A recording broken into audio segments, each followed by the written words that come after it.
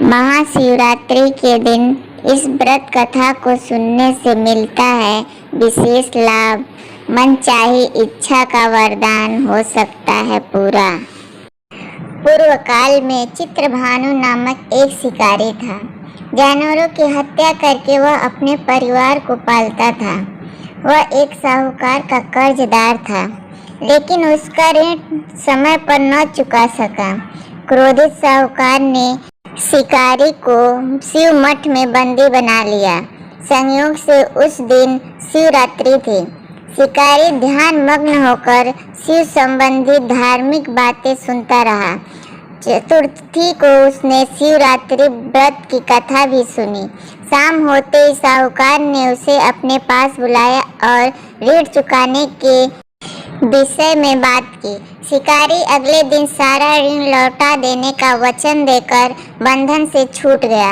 अपनी दिनचर्या की भांति वह जंगल में शिकार के लिए निकला, लेकिन दिन भर बंदी गृह में रहने के कारण भूख प्यास से व्याकुल था। शिकार खोजता हुआ वह बहुत दूर निकल गया। जब अंधकार हो गया तो उसने विचार किया कि रात जंगल में ही बितानी पड़ेगी।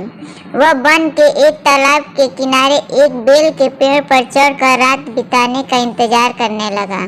बेल वृक्ष के नीचे शिवलिंग था, जो बेल पत्तों से ढका हुआ था। शिकारी को उसका पता न चला। पड़ाव बनाते समय उसने जो टहनियाँ तोड़ी वे संयोग से शिवलिंग पर गिरती चली गई।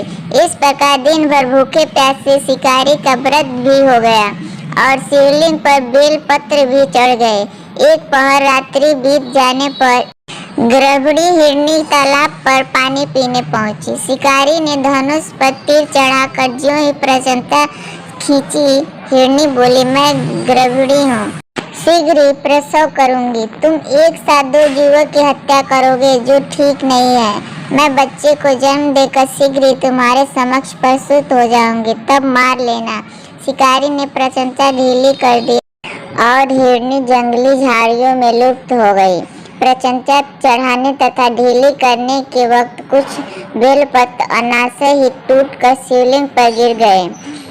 इस प्रकार उससे अनजाने में ही प्रथम प्रहर का पूजन भी संपन्न हो गया। कुछ ही देर बाद एक और हिरनी उधर से निकली। शिकारी की प्रशंसा का ठिकाना न रहा। समीप आने पर उसने धनुष पर बाण चढ़ाया। तब उसे देख हिरनी ने विनम्रता पूर्वक निवेदन किया, हे शिकारी, मैं थोड़ी देर पहले ऋतु से निर्वृत्त हुई हूँ। कामातुर गृहिणी हूँ, अपने प्रिय की खोज में भटक रही हूँ। मैं अपने पति से मिलकर शीघ्र ही तुम्हारे पास आ जाऊंगी। शिकारी ने उसे भी जाने दिया। 2 बार शिकार खोकर उसका माथा ठनका।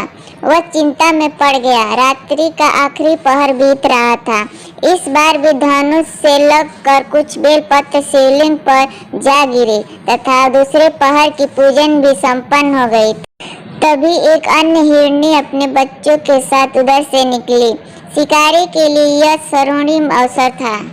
उसने धनुष पर तीर चढ़ाने में देर नहीं लगाई। वह तीर छोड़ने ही वाला था कि हिरनी बोली, हे शिकारी, मैं इन बच्चों को इनके पिता के हवाले करके लौट आऊंगी।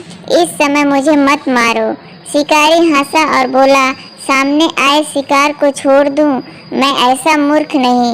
इससे पहले मैं 2 बार अपना शिकार खो चुका हूँ। मेरे बच्चे भूख प्यास से तड़प रहे होंगे। उत्तर में मृगी ने फिर कहा, जैसे तुम्हें अपने बच्चों की ममता सता रही है, ठीक वैसे ही मुझे भी इनकी फिक्र है। इसलिए सिर्फ बच्चों के नाम पर मैं थोड़ी देर के लिए जीवन दान मांग रही हूँ। मेरा विश्वास करो, मैं इन्हें इनके पिता के पास छोड़कर तुरंत लौटने की प्रतिज्ञा करती हूँ। हिरनी का दुख भरा स्वर सुनकर शिकारी को उस पर दया आ गई। उसने उस मृगी को भी जाने दिया। शिकार के अभाव में तथा भूख प्यास से व्याकुल शिकारी अनजाने में ही बेल वृक्ष पर बैठा बेल पत्तर तोड़ तोड़ कर नीचे फेंकता जा रहा था। पौ फटने को हुई तो एक हष्ट-पुष्ट मृग उसी रास्ते पर आया। शिकारी ने सोच लिया कि इसका शिकार वो अवश्य करेगा। शिकारी की तनी प्रशंसा देखकर मृग विनीत स्वर में बोला, हे शिकारी, यदि तुमने मुझसे पूर्व आने वाली 3 मृगणियों को तथा छोटे छोटे बच्चों को मार डाला है तो मुझे भी मारने में विलंब न करो, ताकि मुझे उनके वियोग में एक क्षण भी दुख न सहना पड़े। मैं उन हिरणियों का पति हूँ। यदि तुमने उन्हें जीवन दान दिया है तो मुझे भी कुछ क्षण का जीवन देने की कृपा करो। मैं उनसे मिलकर तुम्हारे समक्ष उपस्थित हो जाऊंगा। मृग की बात सुनते ही शिकारी के सामने पूरी रात का घटना चक्र घूम गया। उसने सारी कथा मृग को सुना दी। तब मृग ने कहा, मेरी तीनों पत्नियां जिस प्रकार प्रतिज्ञाबद्ध होकर गई हैं, मेरी मृत्यु से अपने धर्म का पालन नहीं कर पाएंगी। अतः जैसे तुमने उन्हें विश्वास पात्र मानकर छोड़ा है, वैसे ही मुझे भी जाने दो।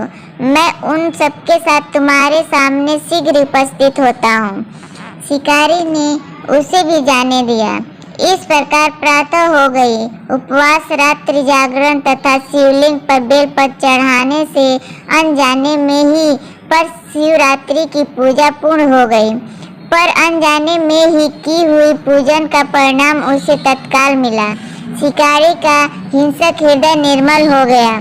उसमें भगवत शक्ति का वास हो गया।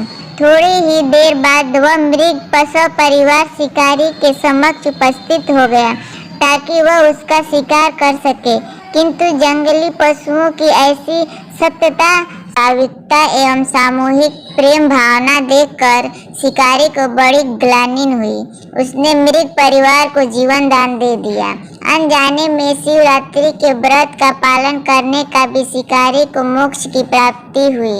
जब मृत्यु काल में यमदूत उसके जीव को ले जाने आए तो शिवगणों ने उन्हें वापस भेज दिया तथा शिकारी को शिवलोक ले गए। शिव जी की कृपा से ही अपने इस जन्म में राजा चित्रभानु अपने पिछले जन्म को याद रख पाए तथा शिवरात्रि के महत्व को जानकर उसका अगले जन्म में भी पालन कर पाए।